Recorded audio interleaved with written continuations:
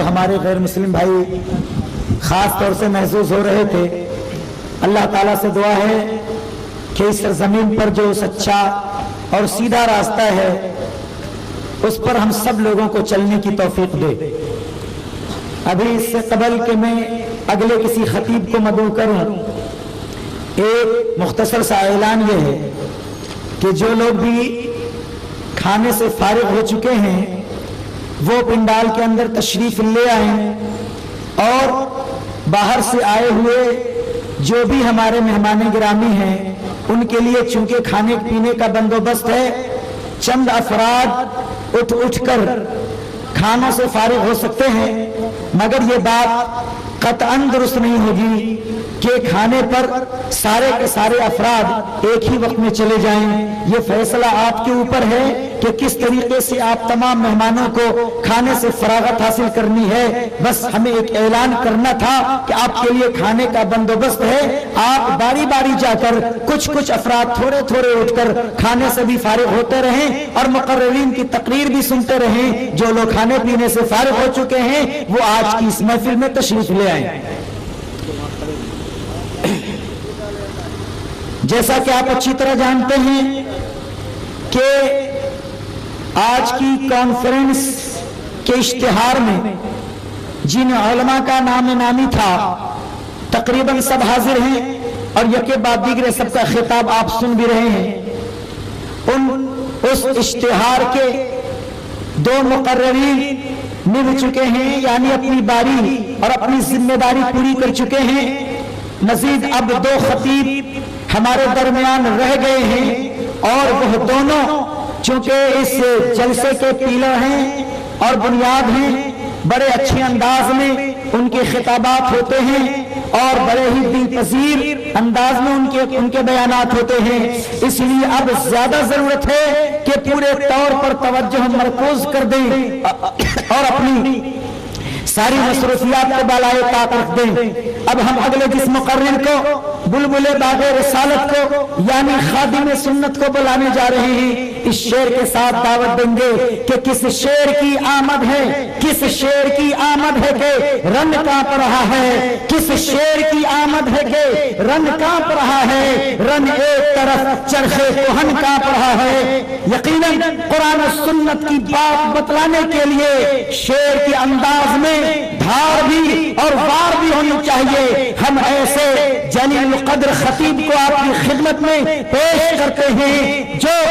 امارت اہل حدیث صادق ہند کے ایک بہترین نمائندہ بھی ہیں، جن کا نام نامی اسم گرامی ہے مولانا ابوالکلام سلفی حفظہ اللہ. میں بہت ہی ادب کے ساتھ موصوف کو دعوت دیتا ہوں کہ آپ اپنے مقرر موضوع پہ ہم تمام سامعین کے سامنے اپنی باتیں رکھیں.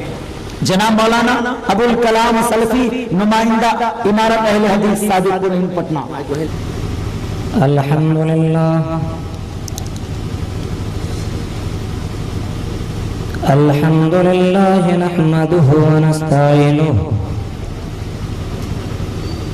ونستغفره ونعوذ باللہ من شرور انفسنا ومن سیئات اعمالنا من يهده الله فلا مضل له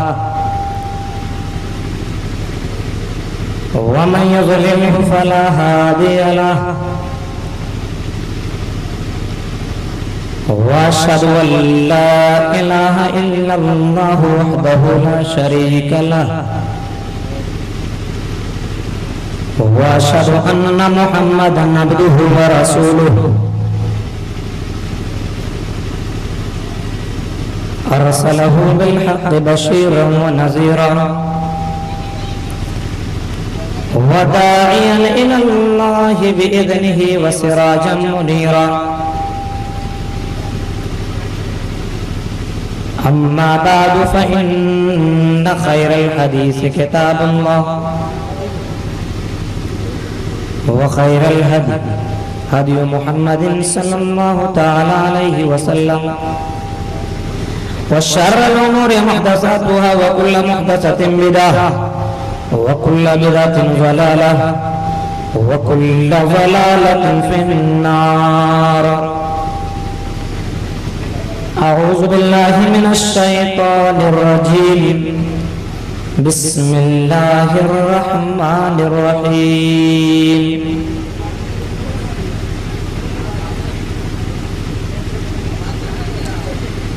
قال أرأيتك هذا الذي كرمت علي لئن أخرتني إلى يوم القيامة لأحتنكن ذريته إلا قليلا. قال اذهب فمن تبعك منهم فإن جهنم جزاؤكم جزاء موفورا. وقال تعالى في موضع آخر وقل جاء الحق وزهق الباطل إن الباطل كان زهوقا. وقال النبي صلى الله تعالى عليه وسلم لا يؤمن أحدكم حتى أكون أحب إليه من والده وولده والناس أجمعين. متفق عليه. رب اشرح لي صدري ويسر لي أمري واحلل عقدة من لساني يفقهوا قولي. اللهم رب زدني علما. آمین.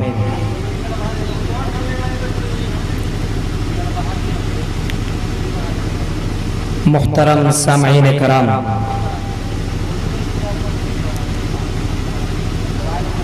قریب و بعید سے آئے ہوئے مہمانان کرام، اسٹیج پر بیٹھے قابل احترام علماء کرام،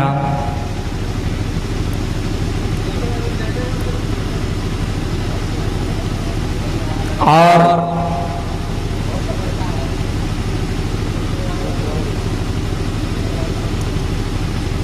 میری مائیں اور بہنیں،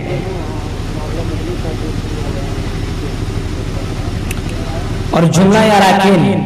کمیٹی فاؤنڈیشن الفرقان فاؤنڈیشن مہوا،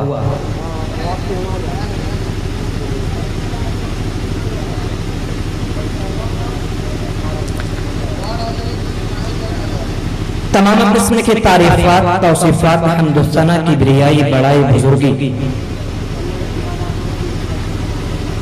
اس رب ذوالجلال کے لیے لائق و زیبا ہے، جس رب ذوالجلال نے ہم تمام انسانوں کو اس روئے زمین کے اندر پیدا کیا،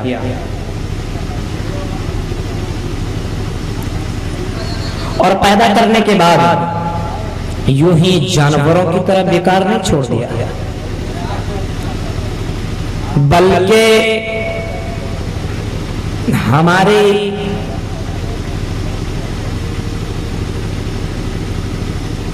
کامیابی کے لیے اور ہماری ہدایت کے لیے اللہ رب الجلال نے ایک لائق سے زائد انبیاء علیہ السلام کو مبعوث فرمایا.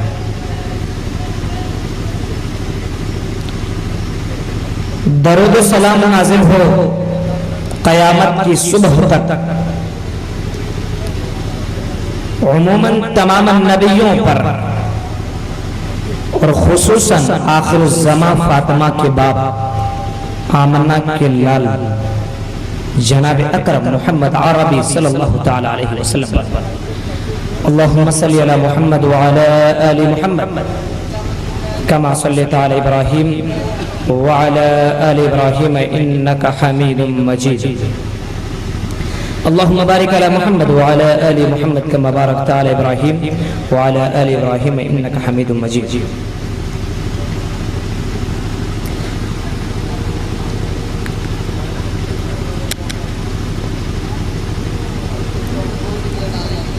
یہ پروگرام پیغام توحید کانفرنس جو کہ مہوا مکندرپور ضلع وشالی بہاری کے اندر ہو رہا ہے، اس طرح کا پروگرام اس مہوا کے اندر آج سے پہلے کبھی نہیں ہوا۔ اللہ رب العالمین سے میں دعا کرتا ہوں کہ الہ العالمین اس پروگرام کے اندر جن جن حضرات نے چاہے وہ چھوٹی سی چھوٹی محنت کیوں نہ ہو یا بڑی سی بڑی کیوں نہ ہو، چھوٹی سی چھوٹی قربانیاں کیوں نہ دی ہو یا بڑی سے بڑی قربانیاں کیوں نہ دی ہو، اللہ رب العالمین ان تمام لوگوں کی قربانیوں کو چاہے وہ پیسے کی شکل میں ہو، چاہے وہ زمین کی شکل میں ہو، چاہے وہ وقت کی شکل میں ہو، چاہے کسی کی شکل میں ہو، اللہ رب العالمین ہم لوگوں کے آنے کی شکل میں ہو یا وقت دینے کی شکل میں ہو، تمام لوگوں کی قربانیوں پر اللہ رب العالمین قبول عطا فرمائے، آمین تقبل رب العالمین۔ اور رب الجلال سے دعا کرتا ہوں اس آیت کریمہ کو پڑھ کر کے سورہ انعام سورہ نمبر 6 آیت نمبر 162 قرآن کہتا ہے کہ اے نبی محمد صلی اللہ تعالی علیہ وسلم قل ان صلاتی و نسکی ومحیای ومماتی للہ رب العالمین، کہ اے نبی محمد صلی اللہ تعالی علیہ وسلم آپ روئے زمین والوں سے کہہ دیجئے کہ بے شک میری نماز یعنی میری عبادتیں، چاہے وہ عبادت نماز سے ہو یا وہ عبادتیں کسی بھی شکل سے ہو، وَنُسُكِ اور میری قربانیاں کسی بھی طرح کی قربانیاں، وَمَحْيَايَ اور میرا مرنا، وَمَمَاتِي وَمَحْيَايَ وَمَمَاتِي میرا جینا اور میرا مرنا، للہ رب العالمین ساری چیزیں صرف رب ذوالجلال کے لیے ہے۔ تو میرے بھائیوں اس آیت کریمہ سے یہ بات بالکل کھلم کھلا واضح ہو جاتی ہے کہ ہم لوگوں کا بھی یہی سوچ اور یہ فکر ہونی چاہیے کہ ہمارا مرنا جینا اٹھنا بیٹھنا سب کچھ کس کے لیے ہونا چاہیے؟ صرف اور صرف اللہ رب العالمین کے لیے ہونا چاہیے۔ جو آیت کریمہ میں نے خطبہ مسنونہ کے بعد میں نے پڑھی سورہ بنی اسرائیل سورہ نمبر 17 اور آیت نمبر 62 اور 63، وہ آیت کریمہ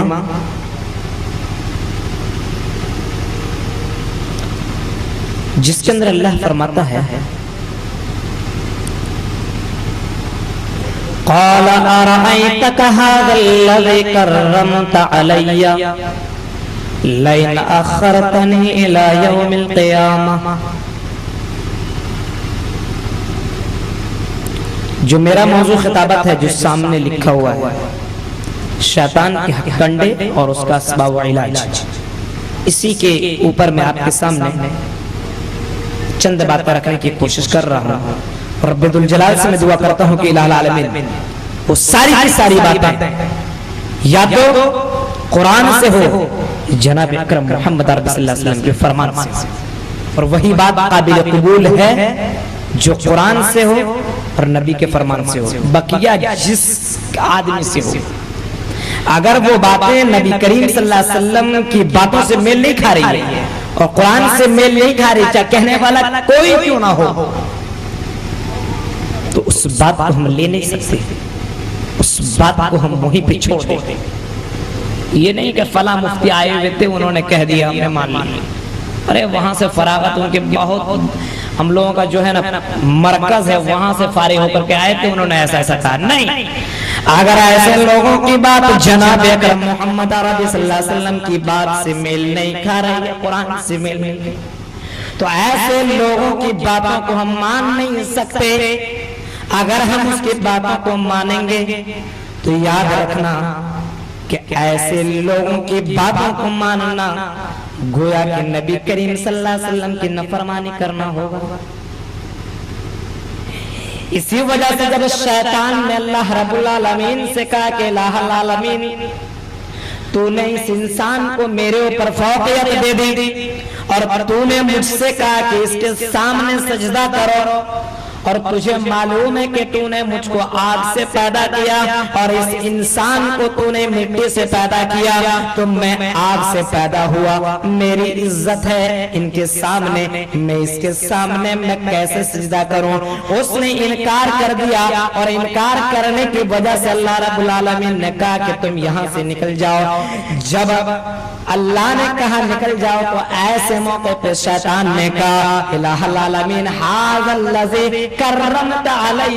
لئن اخرتنی الی یوم القیامہ، جس کو تو نے میرے فوقیت دی، اگر تو نے مجھے مہلت دی الی یوم القیامہ، قیامت کے دن تک، لاحتنکن ذریتہ، تو میں اس کو اور اس کی ذریت کو لگام ڈالے رکھوں گا، بہکاتا رہوں گا، لاحتنکن ذریتہ الا قلیلا. اور تو دیکھے گا جب قیامت قائم ہوگی، جب لوگ تیرے سامنے آئیں گے تو تیرے نیککار بندے کم ہوں گے. تو اللہ نے بھی کہا، قبول کر لیا اس کی شرط کو، اس کی چیلنج کو، اور اللہ نے کہا قال ذهب فمن تبعك منهم فإن جهنم جزاؤكم جزاء موفورا. اللہ نے کہا ہے شیطان مردود تو جا، تجھ کو میں اجازت دیتا ہوں. قال ذهب فمن تبعك منهم فإن جهنم جزاؤكم. اللہ نے کہا کہ جس نے تیری اتباع کی، جو تیرے نقش قدم پہ چلا، جو تیری باتوں کو مان کر کے زندگی گزارا، فَإِنَّ جَهَنَّمَ جَزَاؤُكُمْ جَزَاءً مَوْفُورًا، تو ان کا اور تیرا اور تیرے ماننے والوں کا سارے کے سارے لوگوں کا بدلہ پورا کا پورا جہنم ہوگا. شیطان نے اللہ سے کہا کہ مجھے کچھ دنوں کے لیے مہلت دیجئے، قیامت تک کے لیے. جب آپ سورہ ہجر پڑھیں گے، سورہ نمبر 15 آیت نمبر 37-38 کو جب آپ پڑھیں گے اور 39 کو، تو اس کے اندر ایک آیت آپ کو ملے گی کہ شیطان نے کہا قال انظرنی الی یوم یبعثون، کہ الہ العالمین مجھے مہلت دے انسانوں کو دوبارہ اٹھ جانے کے وقت تک، الی یوم یبعثون، یعنی شیطان کو بھی یقین ہے کہ انسانوں کو دوبارہ اٹھایا جائے گا. قال انک من المنظرین، اللہ نے کہا جاؤ میں نے تمہیں مہلت دی قیامت تک کے لیے، الی یوم الوقت المعلوم، قیامت تک کے لیے میں نے تم کو مہلت دی. جاؤ میرے بندوں اور میرے لوگ، میرے بندوں اور بندیوں کو تم بہکاتے رہو. اب یہ سننا تھا کہ شیطان نے اپنے ہتھ کنڈے استعمال کرنا شروع کیا، اسی وقت پلاننگ بنانا شروع کر دیا کہ اللہ رب العالمین نے تو حضرت آدم علیہ السلام اور حضرت حوا علیہ السلام کو جنت میں جگہ دی، اور جگہ دینے کے بعد اللہ رب العالمین نے فرمایا کہ تم جنت کے اندر جہاں چاہو، جس جگہ چاہو جاؤ، لیکن ایک درخت بتایا کہ اس کے قریب مت جانا، اس کے پھل کو مت کھانا.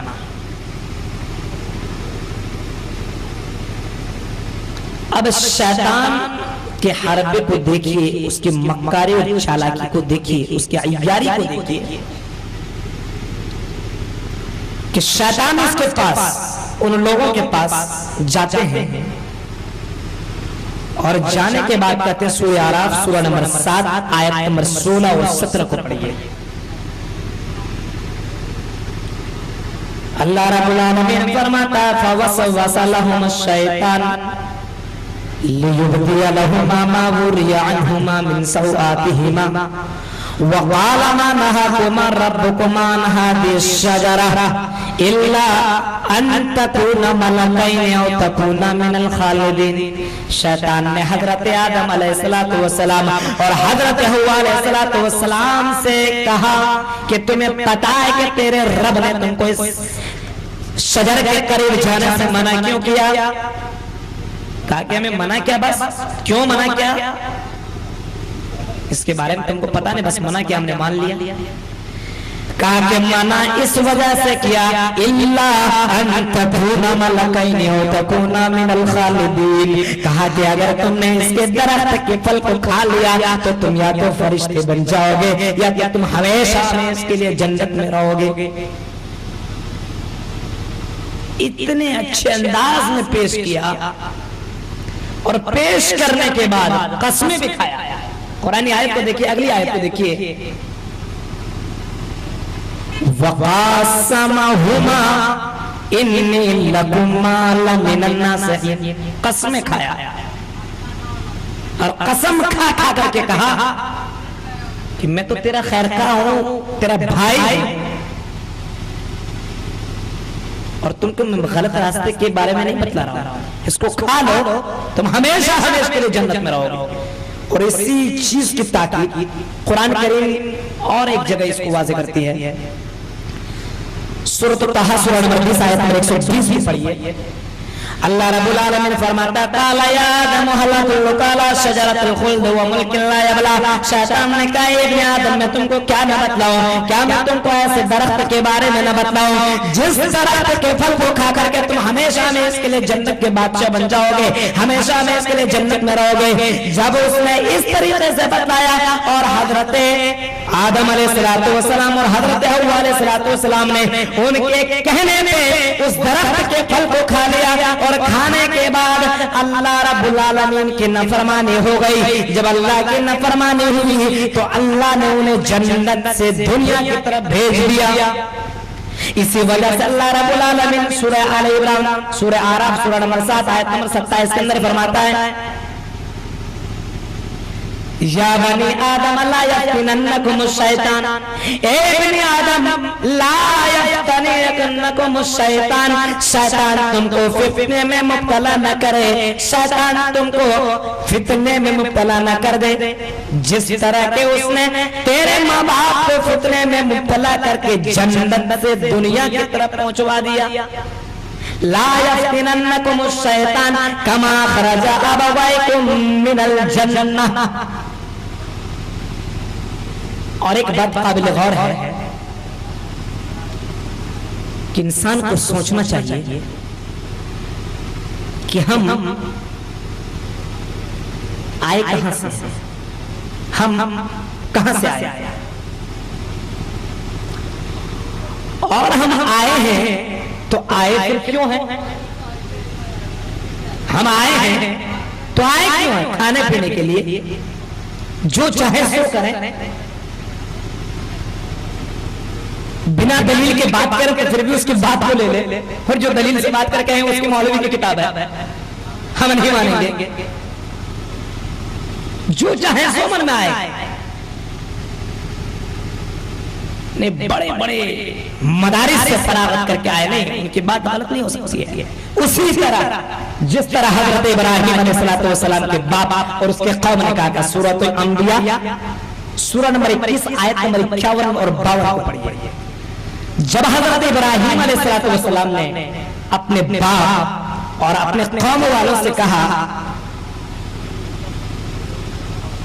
اذ قال لأبیہ وقومہ ما هذه التماثيل التي انتم لها عاكفون. حضرت ابراہیم علیہ السلام نے اپنے باپ سے کہا اور اپنے قوم والوں سے کہا کہ ما هذه التماثيل التي تم ان مورتیوں کی پوجا کیوں کرتے ہو؟ انتم لہا کفون، تم لوگ اس مورتی کے سامنے مجاور بن کے کیوں بیٹھے رہتے ہو؟ ان کا جواب یہی تھا، قالوا وجابانا، ان کا جواب یہی تھا کہ ہم نے اپنے باپ داداؤں کو ایسا کرتے ہوئے پایا، وہ لوگ ہمارے باپ دادا اسی طرح مورتیوں کی عبادت کیا کرتے تھے اور اسی طرح ان مورتیوں کے سامنے بیٹھ کر کے اعتکاف کیا کرتے تھے، اور ہم بھی اسی کی دیکھا دیکھی میں ہم بھی کر رہے ہیں۔ میرے بھائیوں، دیکھا دیکھی میں کرنے والا نہیں، اگر میرے باپ کرتے تو کرنے دو، لیکن اگر قرآن و سنت میں وہ بات موجود نہیں تو ہماری ماں باپ کی بات کو مانیں گے نہیں۔ اس وجہ سے ہم یہ کہنا چاہتے ہیں کہ جب حضرت ابراہیم علیہ السلام ان لوگوں کو سمجھا رہے ہیں اور وہ قرآن آیت آج بھی موجود ہے اور قیامت تک وہ آیت موجود رہے گی، یہ لوگوں کے لیے مثال ہے کہ بغیر دلیل کے اگر کوئی شخص بات کرے تو اس کی بات لی نہیں جائے گی، بالکل نہیں۔ تو سوال یہ پیدا ہوتا ہے کہ ہم آئے کہاں سے ہیں اور آئے کیوں ہیں، اور ہم کو جانا کہاں ہے؟ تین سوالات ہیں، یہاں بھی غور کیجئے گا اور گھر میں جانے کے بعد بھی غور کیجئے گا، اور سمجھ میں بات نہیں آئے گی تو چادر اوڑھ کر کے اکیلے آپ میں غور کیجئے گا۔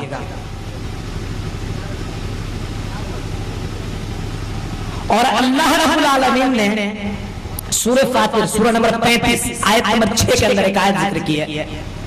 اور وہ آیت کریمہ ہے ان الشیطان لکم عدو فاتخذوہ عدوا۔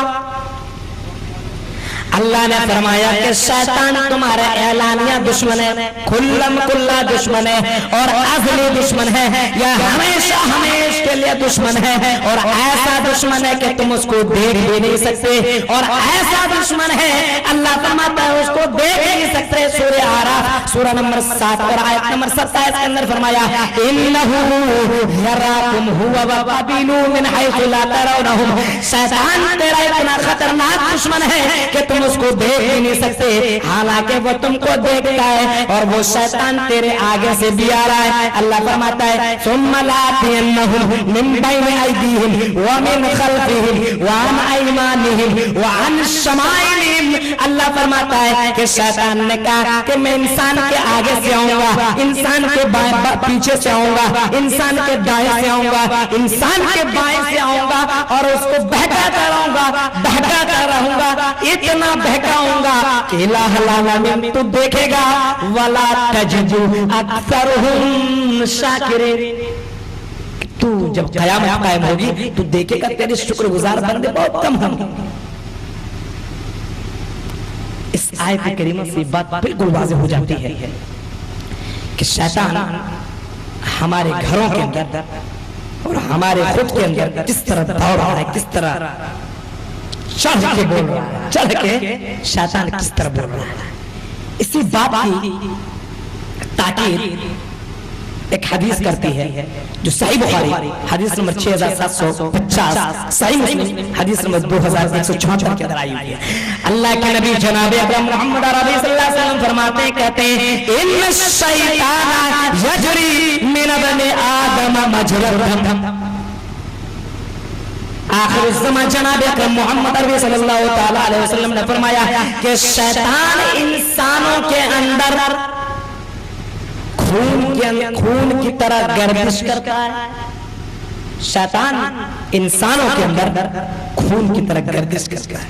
دوڑتا ہے، جس طرح خون انسان کی نسوں کی طرح دوڑتا ہے، اس طرح شیطان کبھی دماغ کے اندر، کبھی ہاتھ کے اندر، کبھی پیر کے اندر، کبھی دل کے اندر وسوسے دلاتا رہتا ہے۔ اب دیکھئے شیطان نے وسوسہ دلایا تو جنت سے ہمارے ماں باپ کو دنیا کے اندر لا کر کے چھوڑا گیا۔ اب دنیا کے اندر چھوڑنے کے بعد بھی انہیں سکون نہیں ملا، بلکہ آنے کے بعد کہا کہ اب ان کی ضروریت کو میں بہکاتا تھا۔ ان کی آل و اولاد کو میں بہکاتا تھا. اور اس نے کوشش کی. سورہ مائدہ سورہ نمبر 5 آیت نمبر 27. وَاتْلُ عَلَيْهِمْ نَبَأَ بَنِي آدَمَ بِالْحَقِّ إِذْ قَرَّبَا قُرْبَانًا فَتُقُبِّلَ مِنْ أَحَدِهِمَا وَلَمْ يُتَقَبَّلْ مِنَ الْآخَرِ. شیطان نے آدم علیہ السلام کے بیٹوں کو بہکایا, حابل اور قابل کو بہکایا, اور بہکانے کے بعد قابل کو اپنے بھائی حابل کو قتل کرنے پہ آمادہ کر دیا. اور جب آمادہ کر دیا تو اس کے بھائی قابل نے شیطان کے بہکائے پہ اپنے بھائی کو مار ڈالا. تو اس نے دنیا کے اندر آ کر کے ابن آدم کو یعنی ابن آدم کو بھی بہکایا, اور بہکانے کے بعد بھی انہیں چین و سکون نہ ملا. تو اس کے بعد پھر دیکھا کہ پھر بھی مسلمان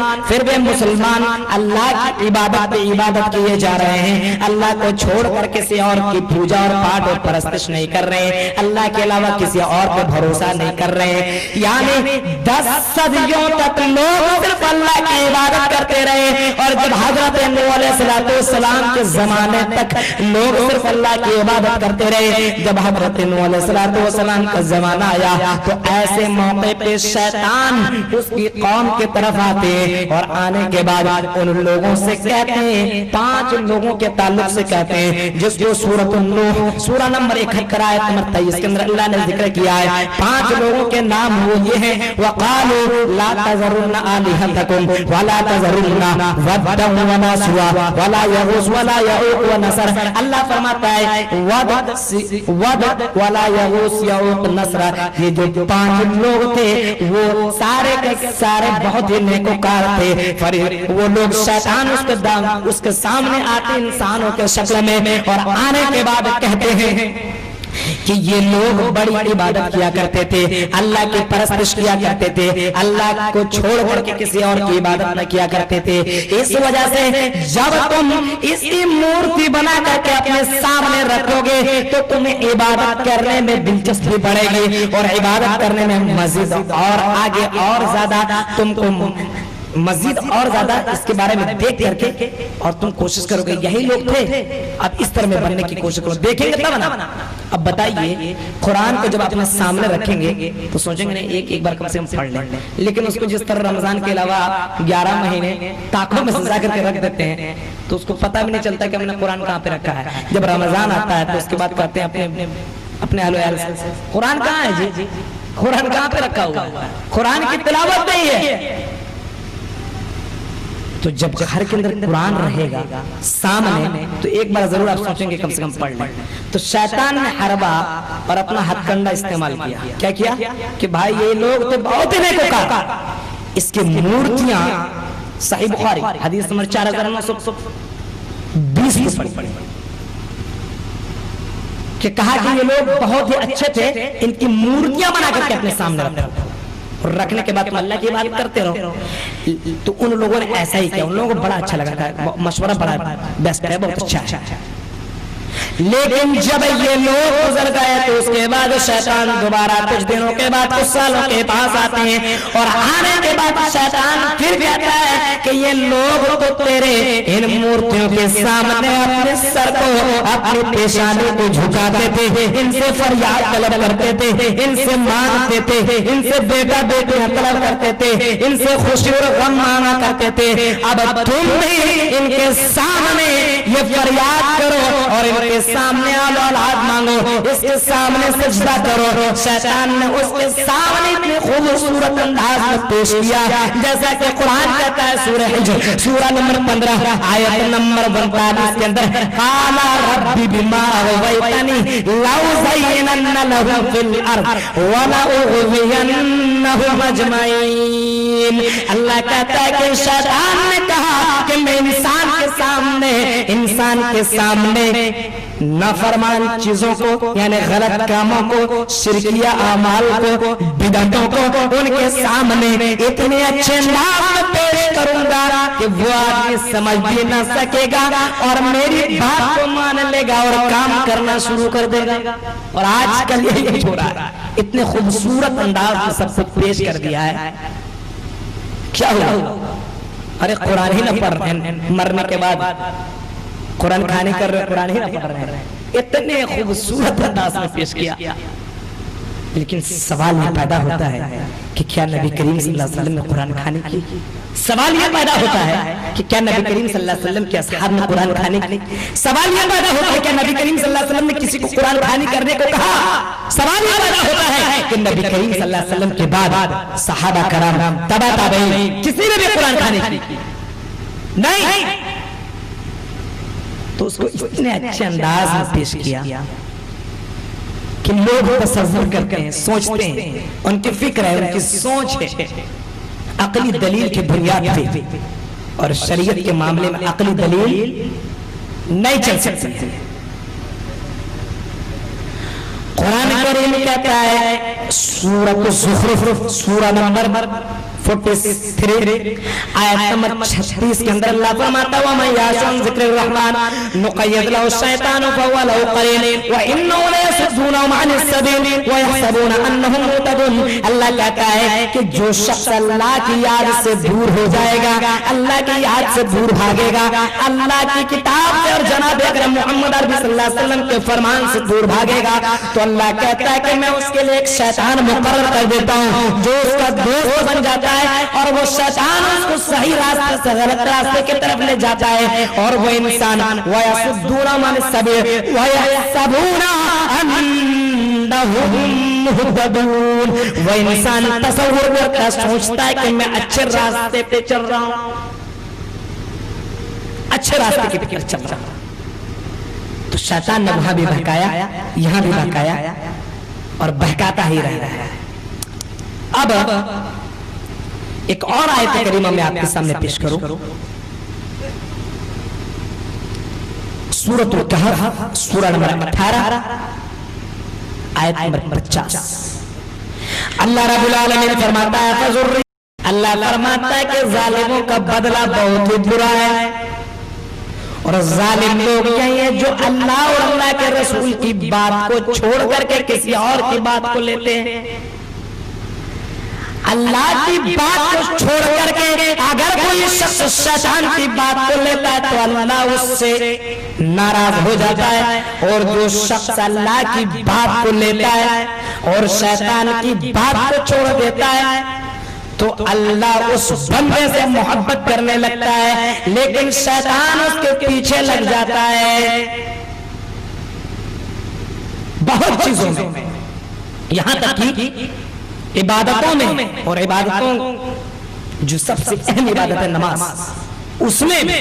خلل ڈالنے کی کوشش کرتا ہے. صحیح بخاری حدیث میں 12 سے 21 کے اندر آتا ہے کہ اذا نودی بالصلاۃ, جب مؤذن اذان دیتا ہے, جب مؤذن لوگوں کو حی علی الصلاۃ اور حی علی الفلاح کی آواز کرتا ہے اور نماز کی طرف, آؤ کامیابی کی طرف, تو شیطان تو بھاگ جاتا ہے. لیکن جب آذان ختم ہوتی ہے تو شیطان دوبارہ آتا ہے, نماز کے اندر بھی آتا ہے, اور انسان کو بہکانے کی کوشش کرتا ہے کہ فلاں فلاں فلاں فلاں چیز کو تم یاد کرو. انسان اس کو یاد کرنے لگتا ہے, یہاں تک کہ وہ بھول جاتا ہے کہ اس نے کتنی رکعتیں نماز ادا کی. اور آج تو ہمارے نمازوں کے اندر بہت زیادہ گھوٹالا ہو, بہت زیادہ. نماز کے جو رکن ہیں, نماز کے اندر جو ضروری چیز ہے وہ ہے سورۃ الفاتحہ کا پڑھنا. صحیح بخاری کے اندر جو حدیث آئی ہوئی ہے, اللہ کے نبی جناب اکرم محمد عربی صلی اللہ علیہ وسلم فرماتے ہیں صحیح بخاری حدیث نمبر 754 کے اندر کہ لا صلاۃ لمن لم یقرأ بفاتحۃ الکتاب. آپ نے فرمایا بغیر سورۃ فاتحہ کے نماز نہیں, اور نماز ہی کے اندر ہم دعا کرتے ہیں ایاک نعبد و ایاک نستعین, ہم یہ دعا کرتے ہیں الہ العالمین, ہم تجھ سے عبادت, ہم تجھ سے تیری عبادت کرتے ہیں اور تجھ سے ہی مدد طلب کرتے ہیں, اور اہدنا الصراط المستقیم, اور ہم تجھ سے دعا کرتے ہیں کہ الہ العالمین تو ہمیں سیدھے راستے کی ہدایت دے. اب میرے بھائی جن کے یہاں سورہ فاتحہ کی تلاوت نہیں ہوتی نماز کے اندر، بتائیے وہ اس دعا سے محروم رہتے ہیں کہ نہیں؟ اور ہر مرتبہ ایک وقت ایک دن میں 5 نمازوں کے اندر اگر یہ جو لوگ سورۃ الفاتحہ کی تلاوت نہیں کرتے ہیں اس کی نماز ہی نہیں۔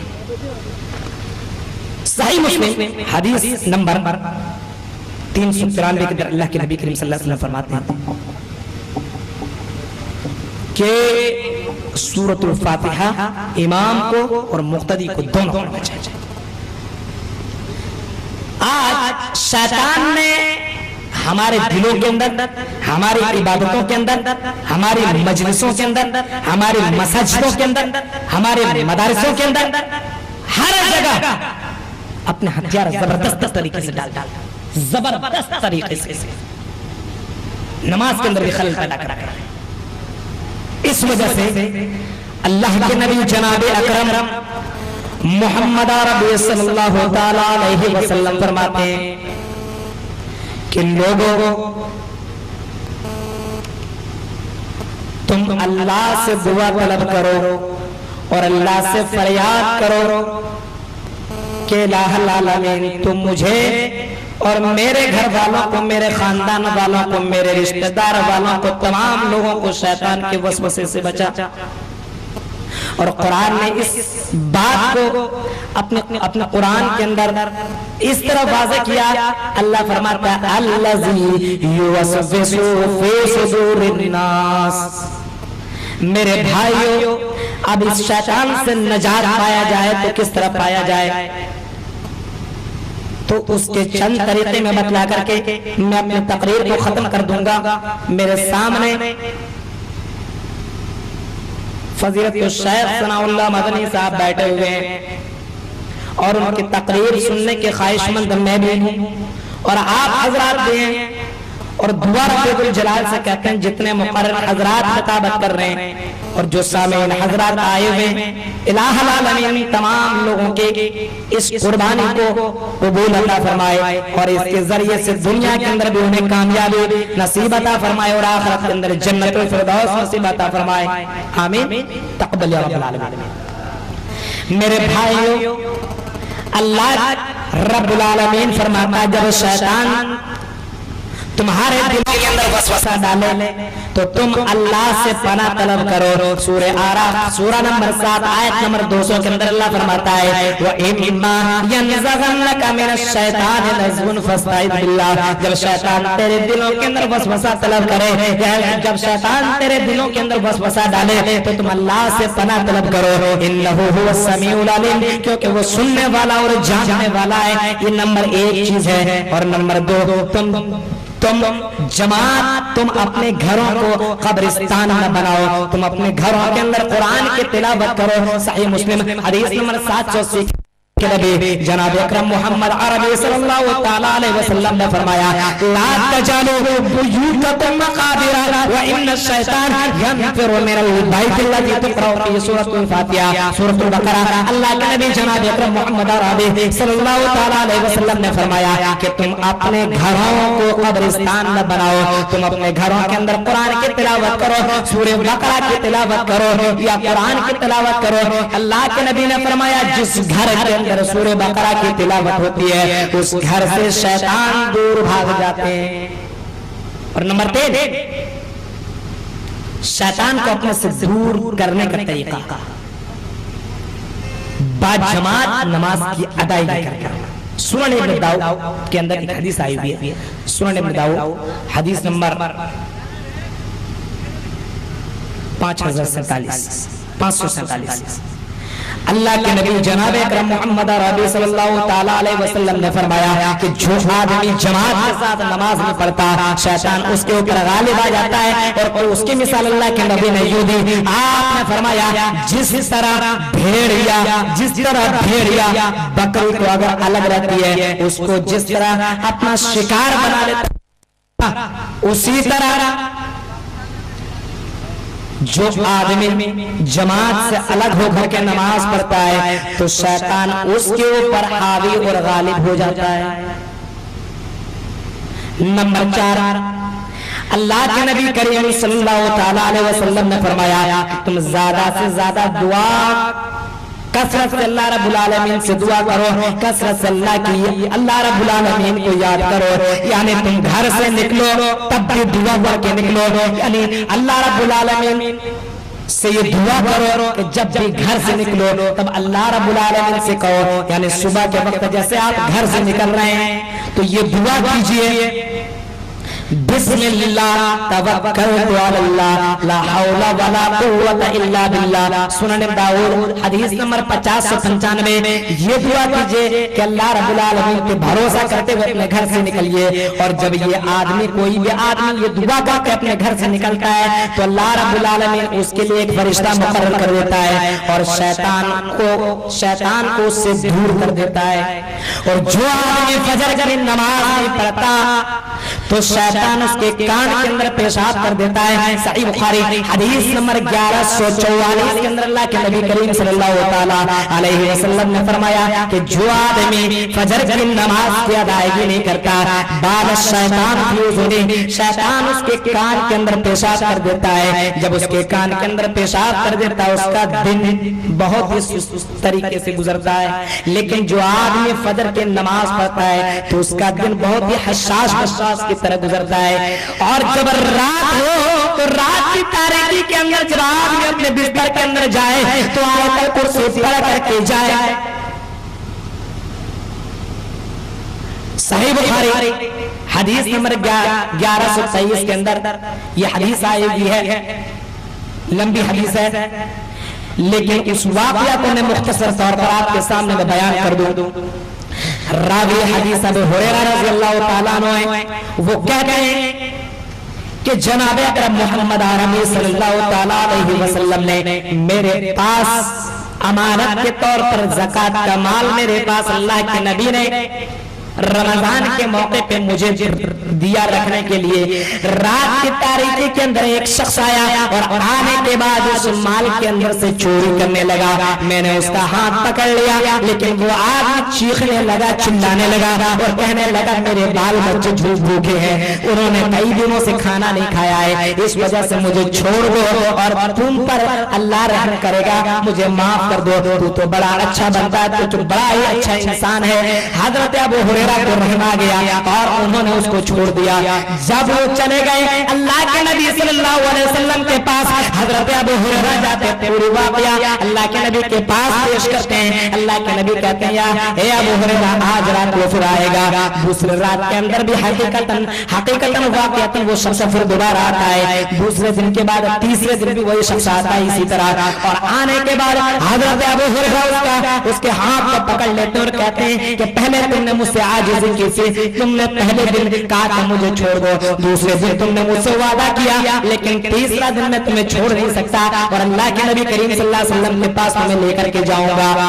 اس نے کہا کہ میں تمہیں ایسے کلمات سکھلاتا ہوں کہ جس کلمات کو تم پڑھ کر کے رات کے اندر تم شیطان سے محفوظ رہو گے اور اللہ رب العالمین تیرے لیے ایک فرشتہ مقرر کر دے گا۔ تو حضرت ابو ہریرہ کہتے ہیں وہ کلمات کیا ہے؟ وہ آدمی کہتے ہیں کہ تم جب بستر کے اندر جاؤ تو آیت الکرسی پڑھ کے سو، سورہ بقرہ سورہ نمبر 2 آیت نمبر 255، یعنی اللہ لا الہ الا هو الحی القیوم، جب تم یہ پڑھ کے سو گے تو رات کے اندر ایک فرشتہ تیری حفاظت کرے گا۔ میرے بھائیوں، اللہ کے نبی کے پاس حضرت ابو ہریرہ جاتے ہیں اور جانے کے بعد کہتے ہیں کہ یا رسول اللہ، وہ آدمی ایسا ایسا کہہ کر کے چلا گیا لیکن اس نے مجھے کلمات سکھلائے، کیا میں اس پہ عمل کروں؟ اللہ کے نبی کریم صلی اللہ تعالیٰ علیہ وسلم نے فرمایا کہ اس نے سچ کہا، لیکن اے ابو ہریرہ تمہیں معلوم ہے کہ وہ شخص کون تھا؟ اللہ کے رسول حضرت ابو ہریرہ کہتے ہیں یا رسول اللہ مجھے معلوم نہیں۔ اللہ کے نبی نے فرمایا ذاک الشیطان، وہ شیطان تھا۔ اس حدیث سے یہ مسئلہ سامنے آتا ہے اور یہ بات واضح ہو جاتی ہے اور یہ مسئلہ مستنبط ہوتا ہے کہ اگر کہنے والا کسی فریق سے تعلق کیوں نہ رکھتا ہو، کسی جماعت سے تعلق رکھتا کیوں نہ ہو، چاہے وہ دیوبندی تعلق سے کیوں نہ، دیوبندی عقائد سے، بریلوی عقائد سے، اہل حدیث عقائد سے، کسی بھی عقائد سے تعلق رکھتا کیوں نہ ہو، لیکن اگر وہ قرآن و سنت کے مطابق کہہ رہا ہو تو اس کی بات ہم کو لینا چاہیے، اس سے مسئلہ مستنبط ہوتا ہے۔ اب دیکھیے، اور شیطان سے بچنے کا اور ایک طریقہ یہ ہے کہ جب آپ فجر کی نماز کے بعد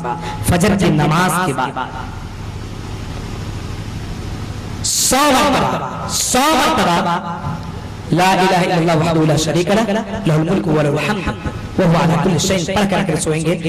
تو آپ شیطان سے محفوظ رہیں گے، اور فرشتے اور اللہ رب العالمین آپ کی 100 نیکیاں آپ کے حق میں لکھ دیں گے، اور 100 برائیاں آپ سے ختم کر دیں گے۔ اسی طریقے سے بہت سی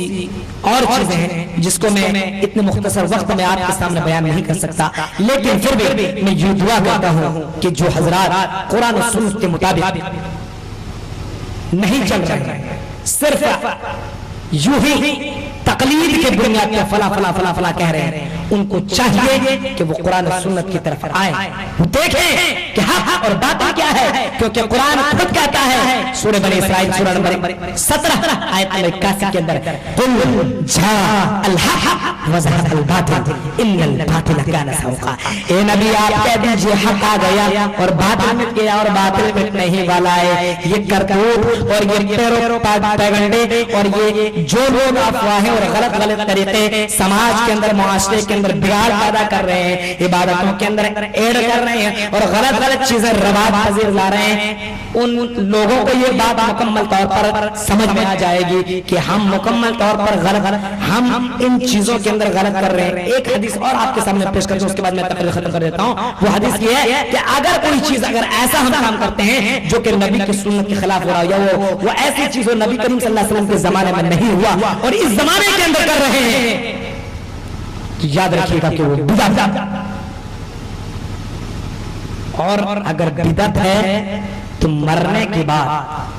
حوض کوثر کا پانی انہیں نصیب نہیں ہوگا۔ صحیح بخاری حدیث نمبر 6583 کے اندر اللہ کے نبی کریم صلی اللہ علیہ وسلم فرماتے ہیں کہ میں لوگوں کو حوض کوثر پلاؤں گا، لوگ میرے پاس آئیں گے تو سامنے پردہ لگا دیا جائے گا، اللہ کے نبی سوال کریں گے یہ تو میرے امتین کے سامنے پردہ کیوں لگا دیا گیا؟ اللہ کے نبی سے فرشتے کہیں گے اے نبی انک لا تدری ما احدث بعد ذلک، آپ اس چیز کو نہیں جانتے کہ آپ انتقال کے بعد ان لوگوں نے تیرے دین کے اندر تیری شریعت کے اندر نہ جانے انہوں نے کیا کیا اور کیسی کیسی چیزیں ایجاد کر ڈالی تھی۔ تو اللہ کے نبی کہیں گے سحقاً لمن غیر بعدی، کہ ان لوگوں کو دور کر دو جن لوگوں نے میری شریعت کو بدل دیا تھا۔ اس وجہ سے ضرورت اس بات کی ہے کہ شیطان چاروں طرف سے لگا ہوا ہے، آگے سے بھی پیچھے سے بھی دائیں سے بھی بائیں سے بھی، علماء کے اوپر بھی اور دیگر عوام کے اوپر بھی، تمام لوگوں کے اوپر بھی، یہاں تک کہ اللہ کے نبی کریم صلی اللہ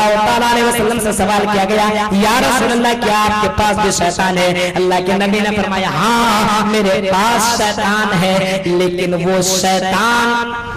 وہ شیطان اللہ رب العالمین نے میری مدد کی اور وہ شیطان مسلمان ہو گیا۔ صحیح مسلم حدیث نمبر 2829 کے اندر یہ حدیث موجود ہے۔ الہ العالمین سے میں دعا کرتا ہوں کہ رب ذوالجلال جن حضرات نے جن لوگوں نے اس پروگرام کو رچایا، الہ العالمین اس پروگرام کی وجہ سے الہ العالمین لوگوں کے دلوں کے اندر توحید کا پیغام پہنچ جائے، لوگوں کے اندر صحیح تعلیم پہنچ جائے، لوگوں کے اندر صحیح شریعت پہنچ جائے، لوگوں کے اندر پہنچنے کے ساتھ ساتھ اس کے اندر غور و فکر کرنے کے بعد ان تمام چیزوں پہ سب سے پہلے مجھے، اس کے بعد آپ تمام حضرات کو ان تمام باتوں پہ عمل کرنے کی توفیق عطا فرما، ورنہ کل قیامت کے دن یہ کہنا نہ پڑے۔ سورۃ فرقان سورہ نمبر 25 آیت نمبر 27 اللہ رب العالمین فرماتا ہے یا لیتنی لم اتخذ فلانا خلیلا، کہ کاش کہ میں دنیا کے اندر فلاں کو اپنا دوست نہ بنایا ہوتا۔ اس وجہ سے میرے بھائیوں بڑے غور اور بڑے گزارش کے ساتھ آپ سے میں کہہ رہا ہوں کہ اپنے آپ کو سمجھیے کہ چاروں طرف سے لگے ہوئے شیطان چاروں طرف سے، اس وجہ سے اپنے اعمال کے اندر تندرست، اپنے اعمال کے اندر درستگی پیدا کیجئے اور کسی بھی کام کے لیے دو چیزوں کا ہونا ضروری ہے. نمبر ایک اس کے اندر اخلاص کا ہونا ضروری ہے, اور نمبر دو اس کے اندر یا تو قرآن کا مہر ہو یا تو جناب اکرم محمد عربی صلی اللہ تعالیٰ علیہ وسلم کا مہر ہو. اب میں آخر میں اللہ رب العالمین سے میں دعا کرتا ہوں کہ الہ العالمین ہم تمام مسلمانوں کو صحیح معنوں میں اس دنیا کے اندر جب تک زندہ رکھے, اسلام کے مطابق ایمان کے مطابق اسلامی شریعت کے مطابق صحیح معنوں میں اسلامی شریعت کے مطابق زندگی گزارنے کی توفیق عطا فرما. الہ العالمین ہم میں سے جو حضرات بیماری میں مبتلا ہیں, الہ العالمین تو نے غیب سے انہیں شفا بھی نصیب عطا فرما. الہ العالمین جو حضرات دور سے قریب سے بعید سے جہاں سے بھی آئے ہوئے, الہ العالمین ان کے آنے کو اور ان کے جانے کو اور ان کا یہ وقت دینے کو الہ العالمین, چاہے وہ علماء کی شکل میں ہو چاہے وہ عوام کی شکل میں ہو, الہ العالمین ہم تمام مسلمانوں کے اس قربانی کو قبول عطا فرمائے. ربنا ظلمنا انفسنا وان لم تغفر لنا وترحمنا لنكونن من الخاسرين. اللهم ارنا الحق حقا وارزقنا اتباعه, اللهم ارنا الباطل باطلا وارزقنا اجتنابه. لا اله الا انت سبحانك اني كنت من الظالمين. سبحان ربك رب العزة عما يصفون وسلام على المرسلين والحمد لله رب العالمين. السلام عليكم ورحمة الله وبركاته.